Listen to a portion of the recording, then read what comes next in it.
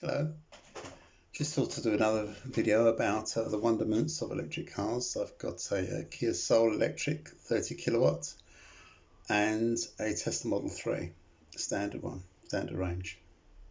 Both absolutely amazing.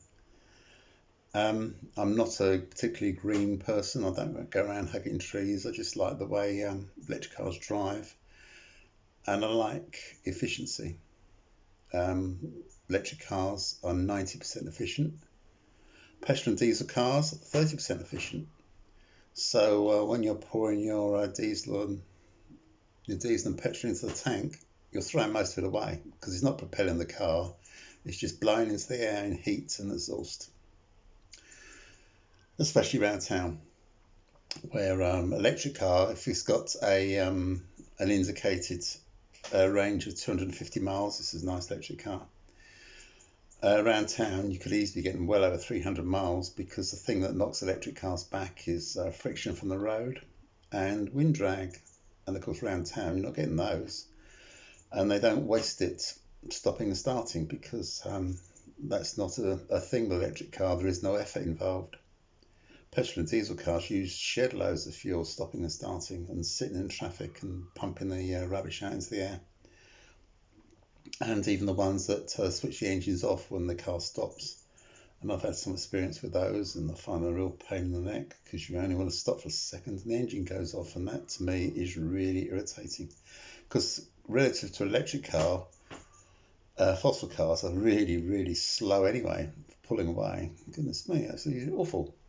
So yeah, around town you could have your 4x4 and your petrol or diesel 4x4.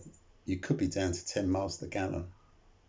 10 miles to the gallon, that's horrendous. What does that work out about? 50p a mile? I suppose it does really, 50p a mile. Anyway, do you know how much an electric car, if you have your electric car in town and you plug it in off peak on Octopus, say Octopus is really good at electric car tariffs. You plug it in, does it cost anything like the 50p a mile for that 4x4? Or 40p or 30p or 20p or 10p? No, 1p. It costs 1p a mile to drive your electric vehicle around town. Now you could say, oh, we get on the motorway and then the electric car is knocked back a bit. Well, I suppose it's not back a bit. It's not back a bit to say 2p a mile. Oh, how dreadful that is. And the fossil car does a bit better, so maybe that gets up to, what, say, 20p a mile. So it's still 10 times cheaper to drive the electric car. Because the small things which you don't notice in fossil cars is things like wind and rain. Makes very little difference to their range. Because they're losing so much power, it just added to the pile of losses. It's so inefficient, so what's a bit more inefficiency? What's a bit of rain? What's a bit of wind? So it just adds to the tally of losses in a petrol car, in a diesel, so I'll get it right in a minute. In an electric car, the losses are so few that a bit of wind and a bit of rain does actually affect the range. But it's only because it's so efficient, because it's doing so well. Little things mean a lot, but it's never going to knock it back to anywhere near the terrible inefficiency of a petrol or diesel car. So if you're living in London, and of course one of the problems living in London, houses all stuck together, you may have no parking to charge your car at home. Charging at home is the best way to charge because it's so cheap. But on the road it's not so cheap, but it's still relatively cheap compared with petrol and diesel. But if you live in London, and as I say, electric cars don't mind the traffic at all. It's not the end of the world not having a charging point. I mean, if you're thinking about buying an electric car in London, you haven't got a home charger, you really got to think of a local charger, quite a quick, a rapid charger, one that charges the car in about half an hour. and that would be your favourite charger, because you're getting so much range around town. You probably would you even need to charge it once a week? I don't know, once a fortnight. It's really not a big deal, and some charging stations you can get a burger and a sandwich, and sit in the car, or just amuse yourself, do what you like. Play games on your phone, whatever. So it's not the end of the world not having a home charger in the middle of the town, because it's sort of half an hour, maybe every couple of weeks, to pop some in at your favourite charger, and that's all it is, half an hour. I mean, realistically, you could say you could be stopping a couple of times or 3 times in your fossil car during that week, and maybe 3 times takes half an hour anyway, and you might even have to queue up. So, and it's not clean, is it? Getting that diesel nozzle and sticking it in your diesel whatever is not that clean. It's certainly not very clean to anyone else standing around, or a little kitty in his or her pushchair having that exhaust pipe in her face. But that's me being a bit sort of rambling on, a bit aggressive, pro-electric. To be quite honest, I can't really see any anti-electric, but there's still a lot of people say, oh, no, I love my electric car, I love my brum brum. I love the way it goes, makes lots of noise. Yeah, well, I don't know. I mean, obviously I'm old, so I've always had petrol diesel cars till about a few years ago, because that's all there was, and I used to do a lot of mileage as well. So you never minded the pollution coming out of it, because what else was there? That's all there was. So you just whiz around. I used to drive early in the morning, nice time to drive, no one on the road, and used to get reasonable miles per gallon then, because there's nothing on the road. But realistically, I wasn't exactly going too slowly, because I've got to get to work and it's a long way away, and I was pushing on a bit. But now I probably could do the same job as I did then, just about. I used to do a lot of mileage. I probably could do the same job now with a long range electric car, as long as I can charge it up at the other end. But to me, the future's looking good. And a lot of people, anyone watching this may well have watched other people talking about electric cars. They get on and on about 150 miles, 200 miles, that's plenty. It's all you need. Oh, for God's sake, it drives me mad. Range is everything. Absolutely everything. It's not so bad with a Tesla, because they've got superchargers.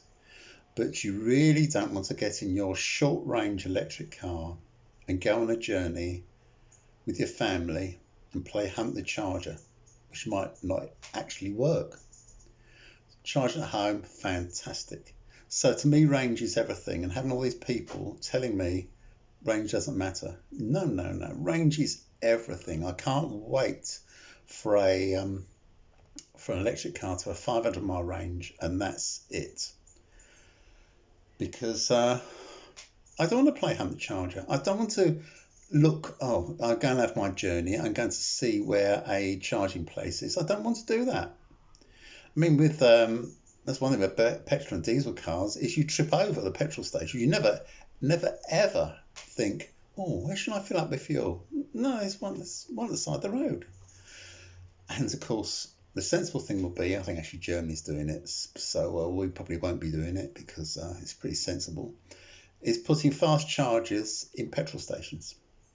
That's a good idea, because you don't have to play Hunt the Charger. Will it happen here? No. So in this country, the only thing that's going to save us is a long range car,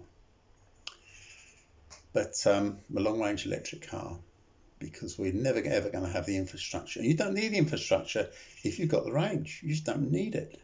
Plugging it at home is fantastic. Dry, warm, cheap. What else could you want? Never queue up, open 24/7, never let you down. It's wonderful.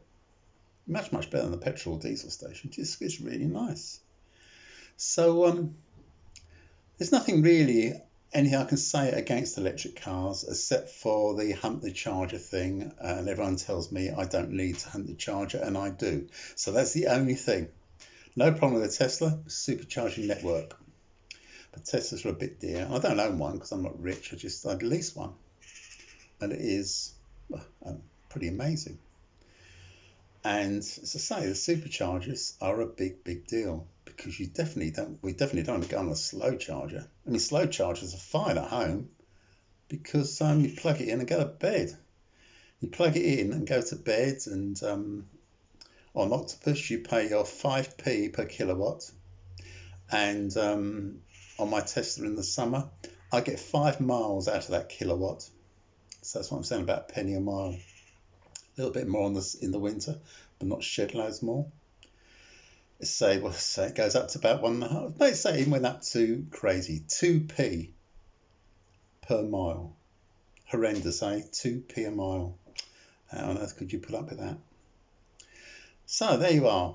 If you live in a place you can't charge up, have a look around. If you really would like an electric car, if you want to do the sensible thing, save yourself some money. I know they cost an absolute fortune, but if you lease one, I recommend leasing one. And you want to lease a small one, even if you lease a small electric car, it's still quiet and it's still smooth, because that's just the way electric engines are. They haven't got pistons popping up and down and valves opening and closing. They're just linear. The engine just rotates, so there's no friction, no waste. So if you live in town, you haven't got a charger, find a local charger which you like and charge there. It may cost you, some are free, but fast ones probably cost you about 15-20p per kilowatt, which is still absurdly cheap compared with fuel. And you won't need a home charger. Plug in close to home. That's what I would recommend. And one day there's going to be some solid state batteries which are coming in, and they will have a range, double the range. There'll be electric cars probably in 2 or 3 years with 500-mile range. Now that's sorted, because no, you really don't need any more, as opposed to the people telling me that I don't need one. Well, I don't need one. I would like one. I'd like the convenience.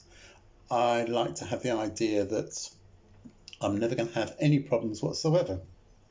And the only way in this country at the moment to have that luxury is long range.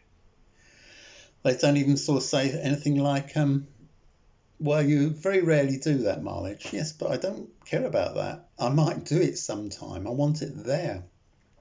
I don't want to go on a journey and go off my destination to find a charger. Why would anyone? Why are you telling me I should love that?